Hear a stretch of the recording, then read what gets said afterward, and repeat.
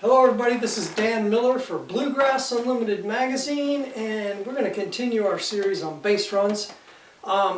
Everything up to now has been a movement on a bass run when you're changing chords. You're going to another chord and you want to create movement that'll let the listener's ear anticipate the movement to the next chord.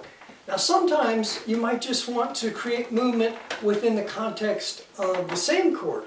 Right? So maybe the song stays on one chord for a long time and you don't just want to continue to do your boom chick the whole time, because that might be a little bit uninteresting. Okay, part of our job as a rhythm player is to keep time, number one. Number two is to lead the listener's ear to the next chord change, which is what we've been talking about with the bass runs.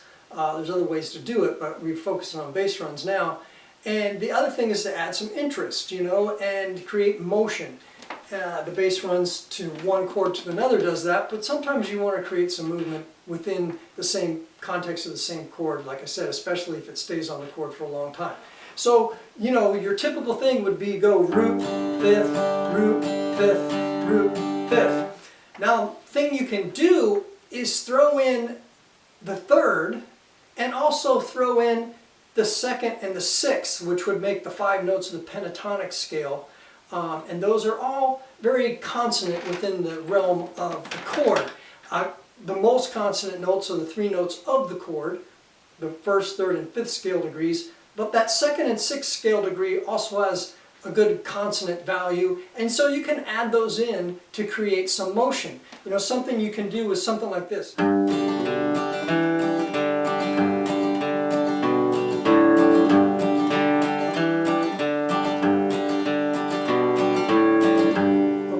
So in order to create that motion, I can use the other notes of the pentatonic scale like this. So I'm going to go 1, 5, 6, 5, 1, 3, 2, 1.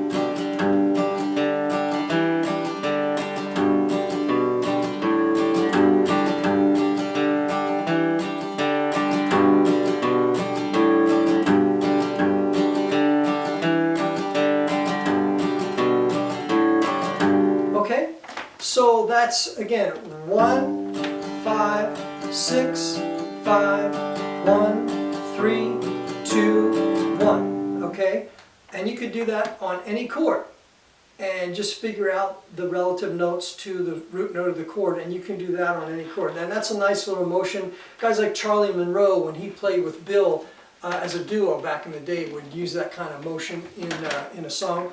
Now, another thing is a lot of songs that stay on the one chord for a long time will just do a quick turnaround on the 5 and then go back to 1. You know a lot of songs like this.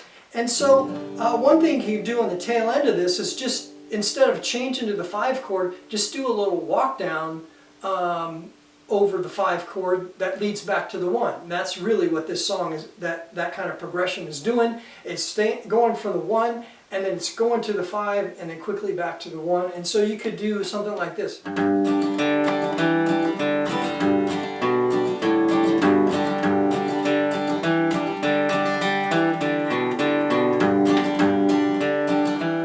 So over and over again. So that walk down.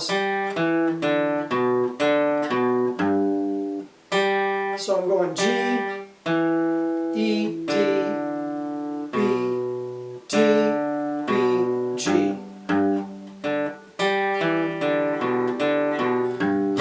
And that's a nice little pentatonic sort of walk down that you can do. And you could even do that if you're on a D chord, if you're playing the D chord and walking back to the 1. That's another one, that's another run that we didn't talk about previously. We only had time for so many types of bass runs, but that's another one you could add in there.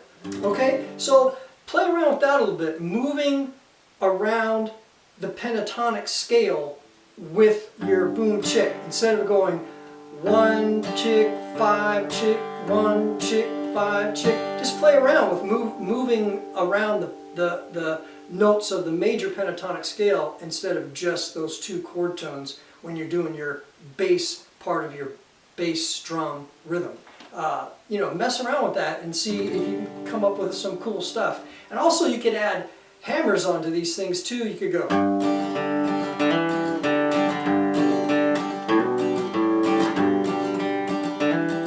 You know, so that's another embellishment that you could add into that kind of a rhythm, into any of your bass note stuff. You can add a hammer, even a pull off, and you can just mess around with that too.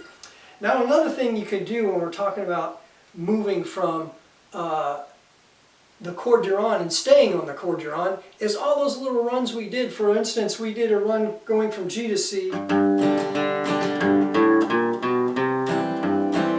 know, any of those runs we did before, you can make sense of them going from C to C. You could just go.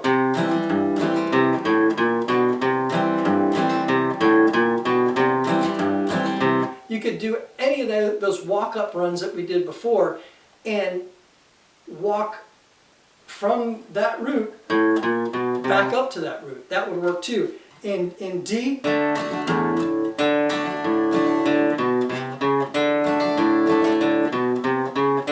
right? And you could even move over one string, which is cool.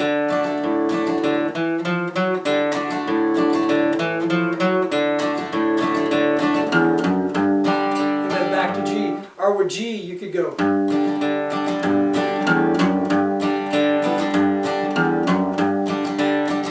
So use what we used before to walk up into that root note, starting from that same root note. Again, this is all about adding motion to a time when you're spending a long time on the same chord. And that's going to add some movement and some interest to the backup. Again, like I said before, it's got to be tasteful. You don't want to throw tons of these things in all the time, but there are times when they will fit and they'll sound pretty cool. So anyway, that's all I got for you today. Staying on the chord, but adding some motion to your rhythmic accompaniment while you're on that chord. So use that, mess around with the pentatonic scale, the major pentatonic scale, and we'll see you next time with something new. Thanks.